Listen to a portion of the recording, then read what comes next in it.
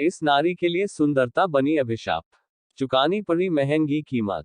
दोस्तों, नगरवधू आम्रपाली इतिहास के पन्नों को पलट कर देखें तो उसमें एक बेहद खूबसूरत नारी का जिक्र होता है। उसकी बड़ी बड़ी आंखें, उसके चेहरे की सुंदर काया और शरीर की आकर्षक बनावट को जो कोई देखता वो उसमें खो जाता था। उस स्त्री को देखकर ऐसा लगता था जैसे ईश्वर ने उसे बड़ी मेहनत और लगन से बनाया हो।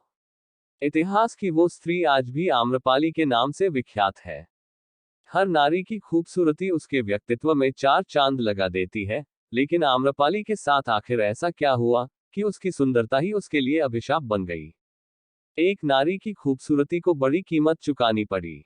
आम्रपाली को नगरवधू यानी वेश्या बनने के लिए मजबूर होना पड़ा। आम्रपाली के असली माता पिता के बारे में तो कोई नहीं जानता, लेकिन जिन्होंने उसका पालन पोषण किया उन्हें वो एक आम के पेड़ के नीचे मिली थी, जिससे वो आम्रपाली कहलाई।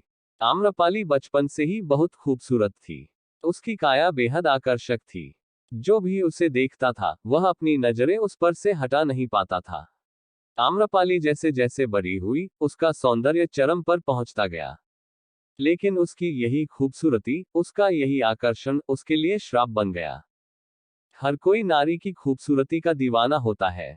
ये आम्रपाली की खूबसूरती का ही कमाल था कि वैशाली का हर पुरुष उसे अपनी दुल्हन बनाने के लिए बेताब रहने लगा।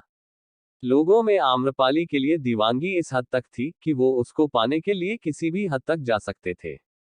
लोगों की इस दीवानगी को देखकर उसके माता पिता घबरा गए, क्योंकि वो जानते थे कि आम्रपाली की शादी किसी एक से कराई गई तो बाकी के लोग उनके दुश्मन बन जाएंगे, और आम्रपाली को पाने के लिए वैशाली में खून खराबा हो जाएगा। इसी समस्या का हल खोजने के लिए एक दिन वैशाली में सभा आयोजित की गई। इस सभा में मौजूद सभी पुरुष आम्रपाली से विवाह करना चाहते थे, जिससे कोई फैसला करना बेहद मुश्किल था। अंत में जो फैसला लिया गया उसकी कल्पना आम्रपाली ने सपने में भी नहीं की थी। सभा में सर्वसम्मति के साथ आम्रपाली को नगरवधू यानी वेश्या घोषित कर दिया गया। ऐसा इसलिए किया गया क्योंकि सभी जन वैशाली के गणतंत्र को बचाकर रखना चाहते थे।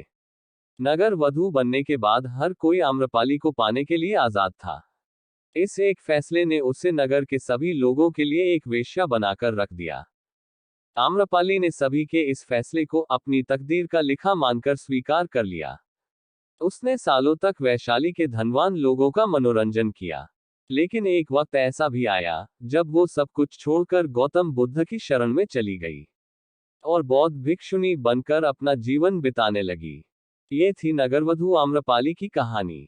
गौरतलब है कि नगरवधू आम्रपाली ने भी अपने खुशी जीवन को लेकर ढेर सारे सपने संजोए थे। ईश्वर से उसे उपहार के रूप में सुंदर काया भी मिली, लेकिन तकदीर के आगे किसकी चलती है। शायद इसलिए इतिहास की सबसे खूबसूरत महिला एक नगरवधू के रूप में विख्यात हुई। ये नारी की खूबसूरती की कहानी बड़ी अजीब है। दोस्तों, अगर ये वीडियो पसंद आई हो तो इसे लाइक और शेयर जरूर कीजिएगा। अगर आपने हमारे चैनल मोटिवेशन वेद्या को सब्सक्राइब नहीं किया तो जरूर करिए।